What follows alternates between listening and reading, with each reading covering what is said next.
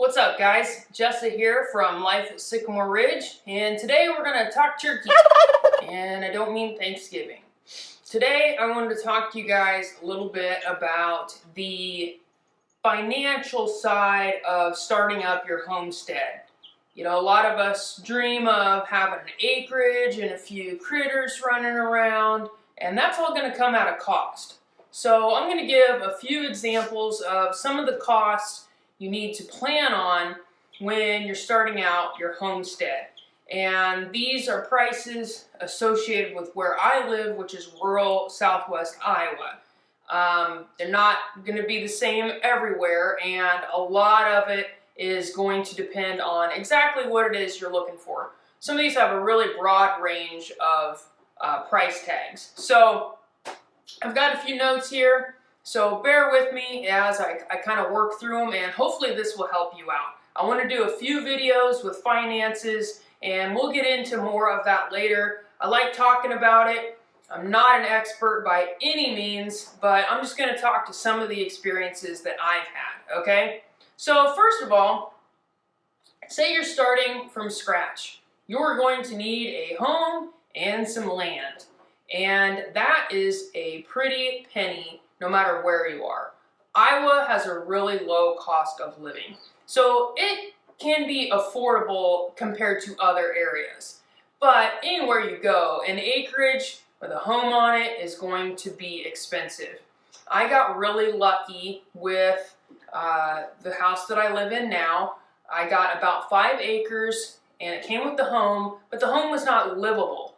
I bought a foreclosure and I paid right around $40,000 for this.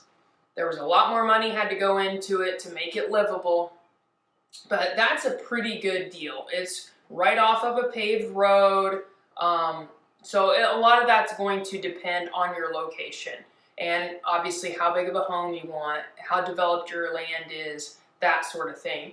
But that is going to be obviously your largest cost accrued in this adventure, okay? So you guys all know that coming into it. Now, let's talk about one of your first things you're probably going to want to do with your acreage. And that may very well be to plant a garden. Now, depending on the land that you've purchased, you might have to develop that garden plot a little bit.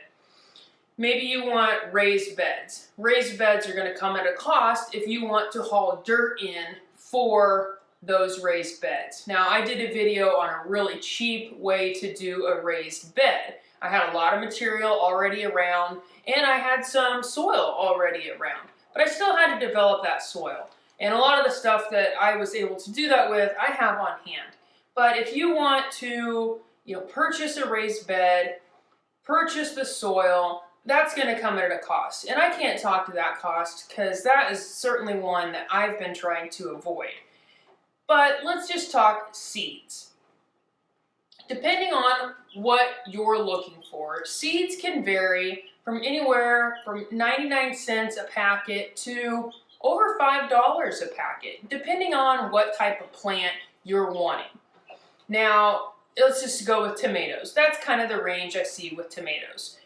If you go to, say, a Walmart and you buy a pack of burpee seeds, that's going to run you right in the middle at about $2.50. M.I. Gardner is probably someone that you've watched. If you haven't, you should. He sells 99-cent seeds. They're very good seeds, very reliable. The quantity's not huge, obviously. But you can even go to Baker's Creek, rareseeds.com, and you can spend over $5 for a packet of seeds. It just depends what you're wanting to plant. If you want heirloom, if you want organic, if you don't even care, it all is going to depend. But that's kind of the range that you're working with. Say you don't want to start seeds, because that comes with a whole other set of costs as well. Grow lights, maybe a greenhouse. My greenhouse that I have is very small. It was right around $200, I believe, and I got it with a coupon, and I got it from Harbor Freight. You don't have to have a greenhouse to start seeds, but you probably need some grow lights, and that's going to come at a cost as well. Say you don't want to do any of that. You want to start with plants. you're going to Walmart. You're looking for a 4-pack of tomatoes. Again, it's going to kind of depend on what kind of varieties you want, but I've seen 4 packs of plants anywhere from $2.50 to $5. Sometimes you get an individual plant, it's really established, it's going to be maybe even $8. Again, it depends. Walmart's a pretty cheap way to go around here. You could also go to Earl May and you're going to spend a little bit more for an heirloom, organic, that sort of thing. So again, it's all going to depend. Now, you got your plants, seeds, whatever. Tomato cages, if that's the route you want to go. Tomato cages, for a good one, I've seen them go for around $10. We made a lot of our own, and looking into the future, we're probably not going to use tomato cages again, but that is a route that you could do. If you want to start them in buckets or pots, obviously you're going to accrue that cost as well if you don't have that sort of thing laying around anyway. Additional things you may need to purchase if you don't already have around. Bags of compost, fertilizer, depending on what kind of fertilizer you want. Soil itself, getting it brought in. I can't really speak to those costs because those are things that I have readily available, fortunately, on my homestead. So you've got the garden going. Next logical step, probably chickens, right? That's where a lot of people want to start. They provide meat, they easily provide eggs, minimal effort for the most part, and minimal cost. You're not going to spend a ton of money getting started with chickens. If you buy chicks in the spring, this year was kind of weird. I didn't see chicks go for less than $5 for the most part around here. Depending on the variety, sometimes you could catch them on sale. I know Tractor Supply had like 50% off on Fridays, that sort of thing. The most I spent on chicks this spring was $20 for my Wyandottes. And that was a very specific breed that I wanted. Would I spend that right now? No, definitely not. But spring fever gets the best of you, and that's what I spent. Now, in the past, and maybe again in the future, you could get chicks even on clearance because stores just wanted to get rid of them. They were getting too big to keep. I remember buying turkeys for $1 a piece because I was buying all of them. It just really depends. Maybe we'll get back to that, maybe we won't. But like I said, $2.50, $5 a chick at your local stores, Tractor Supply, Orscheln's, that sort of thing. Now you can order chicks and you might get a savings by doing that, but you're going to get a larger quantity and you're not really going to get to pick exactly what you want. You're looking through a catalog, you're looking online and ordering what you want. There's usually a minimum quantity involved when you're ordering new chicks. I've used Murray McMurray in the past. It's actually a hatchery here in Iowa. And they have some very rare breeds, which of course you're going to pay that premium for a rare breed. But for what I look for, I'm going to say around $3.50. Again, there's a minimum quantity. That's because they don't want to ship you a single chick in a box. It's going to get too cold. It's probably going to die. Usually that minimum quantity is around 10 or 15 is what I've seen in the past. And you can purchase, you know, sexed, unsexed, whatever the case may be. So that's another way to start with your chickens. And of course, the cost involved with that. Say you don't want to buy live chicks. You want to incubate your own. Well, you don't have chickens yet, so you don't have any eggs yet. You need to purchase your eggs. You can order eggs from some hatcheries. I've never done it personally. I have seen some Facebook groups where people are selling specific breeds and colors of eggs, the chicks that they're going to produce. And the prices I've kind of spotted and looked at, we're talking $40 and $60 a dozen for those specific breeds. Now, I haven't done that. That's a lot of money for a dozen eggs that are being shipped to me. I don't think I'd be willing to pay that much. You also, if you're going to hatch eggs rather than purchase chicks, they're going to need an incubator. I bought an incubator from Tractor Supply just recently. I believe it's called the Nature or Nurture 360. You guys will know what I'm talking about. You just look it right up on Tractor Supply. I want to say it was around $130. I also have the old styrofoam style. Now, a lot of people don't like these. They do take a little more babysitting, but I've had really good luck with mine. It's a still air. I don't have the egg turner in it anymore, so that would be an additional cost. The 360 that I have comes with an egg turner built into it, so it does cost a little bit more. Brinzia is another really popular brand of incubator. You're going to pay a premium for those. They're very nice incubators. So those are all costs associated with hatching your own. Now, regardless, if you're going to go out and purchase chicks or hatch your own, you're going to need a brooder. A brooder is just what you put your chicks in until they grow up and feather out enough that you can move them out into your coop. With the brooder, you're going to need some sort of heat source. So you're going to need to purchase either a heat lamp or the heat pads that you see with the legs and they can huddle underneath. Now, the heating pads can get pretty pricey. What I've seen is around starting at $50. A heat lamp, not that case at all. They're pretty cheap. I'm thinking $8 with the lamp and the bulb with it. Heat lamps can be dangerous. I've always got mine secured. I've actually got one right here. Now I've got it tied on here so it doesn't fall, melt plastic, kill birds, that sort of thing. They can be very dangerous. Heat pads don't necessarily have that risk associated with them. Brooders, you can purchase a brooder if you want. I use these lick tubs. Now I couldn't tell you what these cost. I also have a big plastic water tank on my front porch that I use as a brooder. Now that big plastic water tank, I want to say was around $100. But it's big and it's really nifty and handy to have. It's easy to clean, easy to move around, that sort of thing. So there is going to be cost associated with the brooder. And depending on what you have, you need bedding and that sort of thing. And you can count on your electric bill going up if you're powering a heat lamp or some sort of heat source. So don't forget that. So, you've got your chicks. Well, they grow up to be chickens, so you're going to need a coop. Now, coops are available at Tractor Supply, Orscheln's, that sort of thing. From what I've seen, the quality is not quite what you would want. You're probably better off making your own.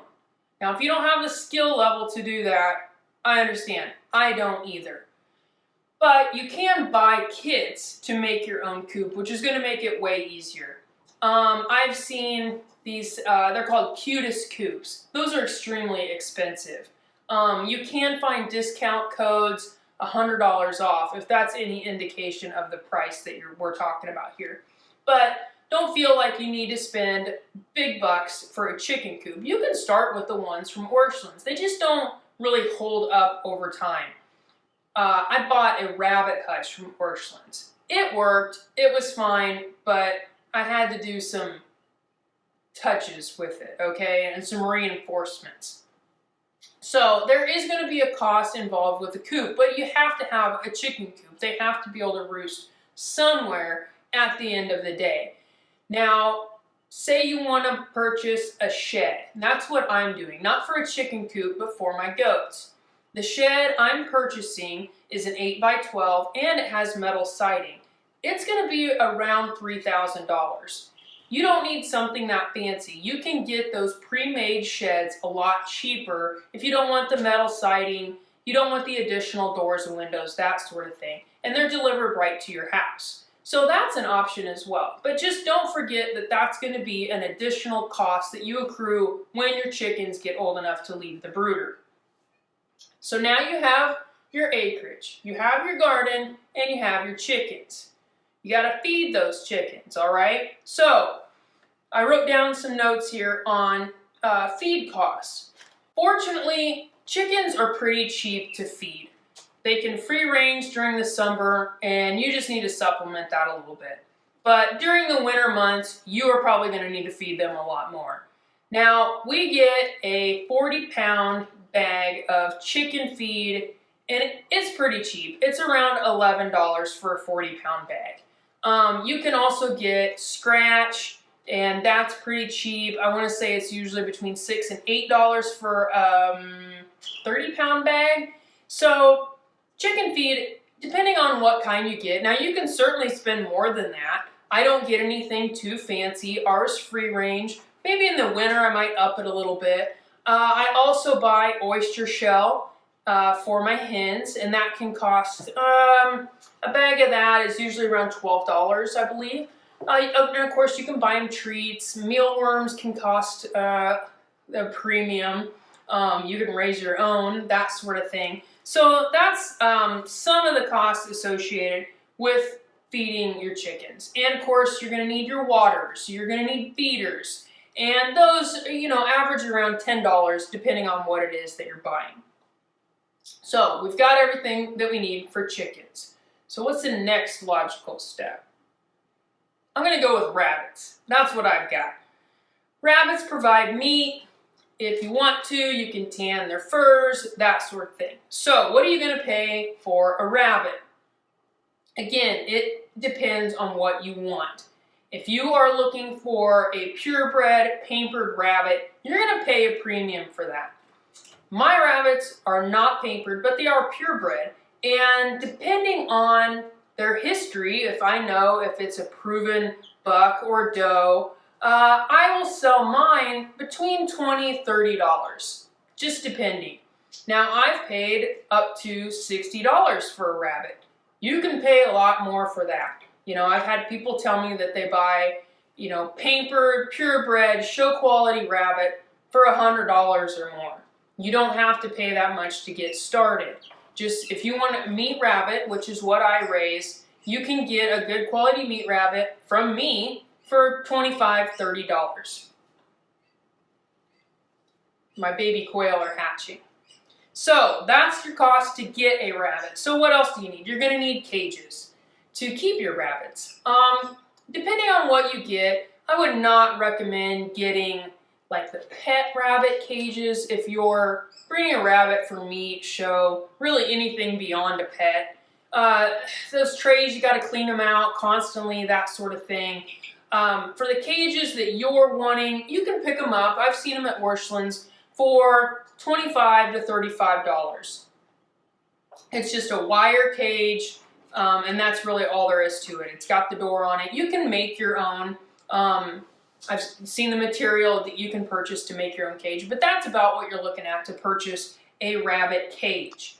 You're also going to want your bowls, your crocks, waters, whatever it is that you decide, and those can cost anywhere between, you know, $5 to $7. I just ordered some rubber bowls from Jeffers Pet, and I believe those were right around $5, and I had those shipped to my house. Other costs associated with rabbits, they're just going to depend on what else you want. Some people tattoo their rabbits. If you want rabbit hutches instead of cages, I bought a really nice rabbit hutch. It was used for $250, and I've shown you guys that one before. We'll get into how to save money with all of this stuff in another episode, but obviously there are going to be ways to cut your costs down for that. Now, you got chickens, you got rabbits, you got your garden, then you decide you want something a little bit bigger, but you're not going to get too crazy. Goats. Goats are probably the next logical step. You can spend, again, whatever you want on a goat. Personally, I've spent between $50 and $125 for my goats. Some are purebred, most of mine are not. Currently, they're just very cute, expensive pets. I haven't got any use out of them yet. I plan to in the spring when they start to give birth. So that's about what I've paid for the animals themselves. For food, I get pellets for my goats. And again, goat pellets are pretty cheap. I've spent between $12 to $16 for a 40-pound bag of goat pellets. Now, you can also get sweet feed, or a lot of people feed hay, either alfalfa, grass hay, whatever. Now you can buy that at your Tractor Supply or your Orchlands, but it's probably going to be a lot cheaper for you to purchase square bales from a local farmer. Now in the spring, I purchased some square bales of alfalfa, and I believe I paid around $6 a bale. Now I just purchased some plain old grass hay recently for $2 a bale. They don't like it as much, and I don't blame them. It's not as high a quality because I believe it's second or third cut. First cut is usually pretty good quality, and obviously the alfalfa is going to be preferred. So, depending on obviously how many you have and what kind of ratio you want with your feeding, that's about where I'm at on my feed costs.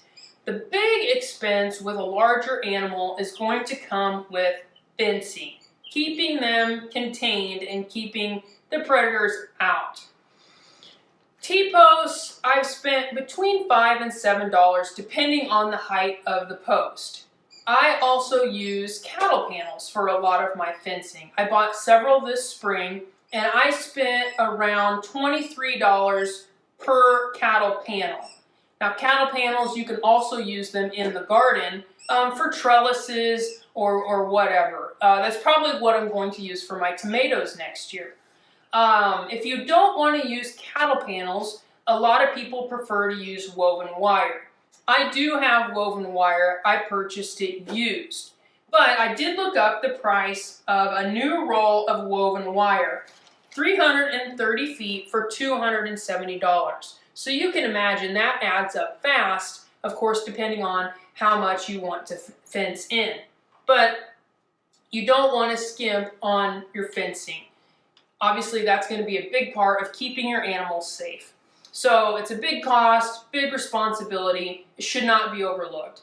Now, my fencing is nothing fancy. Like I said, I bought some of it used. A lot of it's T-posts. I don't have corner posts at this time. I'm very fortunate that my animals are not escape artists yet. But if you're having any issues or any doubts, make sure you do what you can to keep your animals contained, keep the predators out. So, you have all these critters. What are you going to do to protect them? You may want to look into a livestock dog. Now, a lot of people get out into their homestead and decide they want a livestock dog. I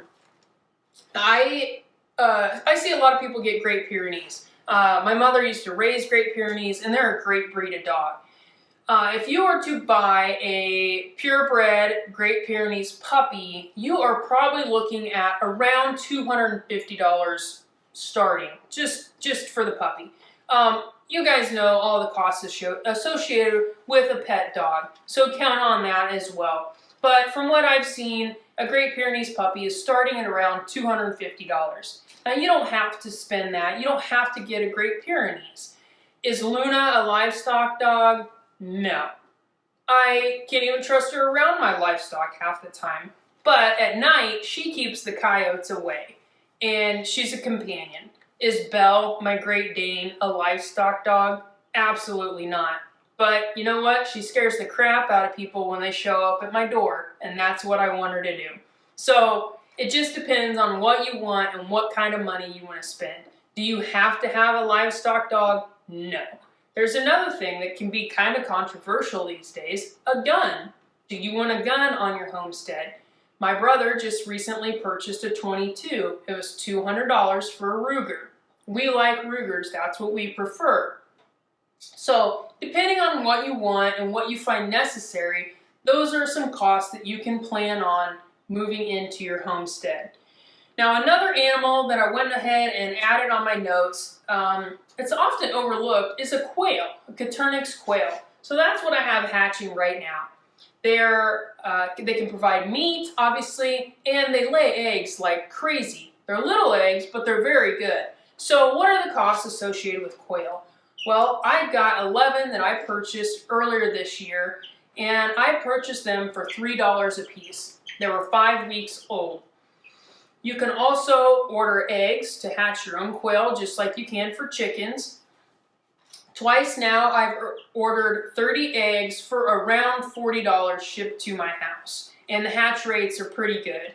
This is my first batch, but I did my research before I purchased them. They eat the same feed as our chickens and as our ducks, so that's not an additional different kind of feed that I have to purchase. So that's something to think about as well. They're pretty economical, they're really quiet, potentially easier to raise than chickens, depending on what your needs are. So, other costs with your animals. You want to make sure that you've got everything that you can have on hand to take care of them, because that might save you a vet bill in the future. Some antibiotics, I've got Corid on hand, I've got electrolytes on hand, and I by no means have an extremely robust first aid kit, but every time I go to the store, Tractor Supply, if I've got some extra cash, I go and look at their first aid stuff and I'll try to pick something up. And it's not cheap. I got a small bottle of terramycin and I want to say it was $20. Now that should go a long ways, but it's something pretty handy to have. I've used it for pink eye on rabbits, and I used it when one of my chickens got tore up. So it's just something handy to have around, and there's a lot of that. Electrolytes, different supplements for the rabbits, if I get a down rabbit, that sort of thing. So you want to include that in your budget when you're looking at starting your homestead. Well guys, I think that I've covered everything that I had notes on, and I really hope that this was helpful in giving you some ideas and some things to think about when getting started with your homestead plans. I can't say that I did all these things planned out before I bought this place. I just always knew that that's what I wanted. And like I said, there's a lot of ways to save as you're going on that adventure. And I'm going to make some videos about that in the future. We're going to get under the hood, look at my budget, look at my numbers, because I know a lot of you dream about having your homestead and just living on your homestead and not having to work off your homestead. Now, currently, I am working part-time. Do I make a lot of money on my homestead?